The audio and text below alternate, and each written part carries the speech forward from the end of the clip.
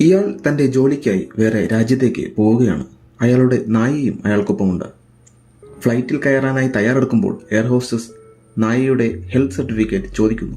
പക്ഷേ അയാൾ അത് എടുത്തിട്ടില്ലായിരുന്നു. എയർ ഹോസ്റ്റസ് പറഞ്ഞു, പെട്ടെന്ന് എയർപോർട്ടിലുള്ള ഡോക്ടറെ കാണിച്ച് സർട്ടിഫിക്കറ്റ് എടുത്തുകൊണ്ടുവരൂ. അയാൾ ഡോക്ടറുടെ അടുത്തേക്ക് നായയും കൊണ്ട് ചെല്ലുന്നു. ഡോക്ടർ പരിശോധിക്കുമ്പോൾ നായയ്ക്ക് ഇയർ ഇൻഫെക്ഷൻ ഉണ്ടായിരുന്നു. അതുകൊണ്ട് ഡോക്ടർ സർട്ടിഫിക്കറ്റ് നൽകുന്നില്ല. അയാൾക്ക് തന്റെ ജോലി ഉപേക്ഷിക്കാനും വയ്യ, നായയെ അവിടെ വിട്ടിട്ട് പോരാനും സാധിക്കുന്നില്ല. അവസാനം അയാൾ ഒരു ബോൾ എടുത്ത് ദൂരേക്ക് എറിയുന്നു. നായ അതെടുക്കാൻ ഓടുമ്പോൾ അയാൾ ഫ്ലൈറ്റിലേക്ക് പെട്ടെന്ന് കയറുന്നു. നായ ബോൾ എടുത്ത് നോക്കുമ്പോൾ തന്റെ യജമാനൻ തന്നെയും കൂട്ടാതെ പോകുന്നത് കാണുന്നു. തന്റെ യജമാനൻ തന്നെ മറന്നതായിരിക്കാം എന്ന് കരുതി നായ ഫ്ലൈറ്റിന്റെ പുറകെ ഓടുന്നു. ഫ്ലൈറ്റിലുള്ള എല്ലാവരും നായയെ നോക്കുന്നു.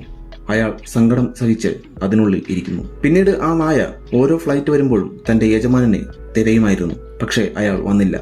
എയർപോർട്ട് സെക്യൂരിറ്റി ഉദ്യോഗസ്ഥർ ആ നായയെ പിടികൂടാൻ ശ്രമിക്കുന്നു. പക്ഷേ സാധിക്കുന്നില്ല. അങ്ങനെ നായ ഒരു പയ്യനുമായി സൗഹൃദത്തിലാകുന്നു.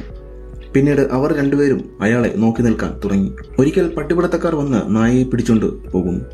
എന്നാൽ അവൻ അവരുടെ കയ്യിൽ നിന്നും രക്ഷപ്പെട്ട് അവിടെയുള്ള മറ്റു നായ്ക്കളെയും രക്ഷപ്പെടുത്തുന്നു. തിരികെ അവൻ എയർപോർട്ടിൽ എത്തുന്നു. അവൻ വീണ്ടും തന്റെ യജമാനനെ അന്വേഷിക്കുന്നു. അവരുടെ ഫോട്ടോ പത്രങ്ങളിൽ വരുന്നു. ആ എയർപോർട്ടിൽ എത്തുന്നവർക്ക് അവനൊരു കൗതുകമായി മാറി. ഒരിക്കൽ അവന് അസുഖം പിടിപെടുന്നു. അന്ന് രാത്രി അവനൊരു സ്വപ്നം കാണുന്നു, തന്റെ യജമാനൻ വരുന്നതായിട്ട്.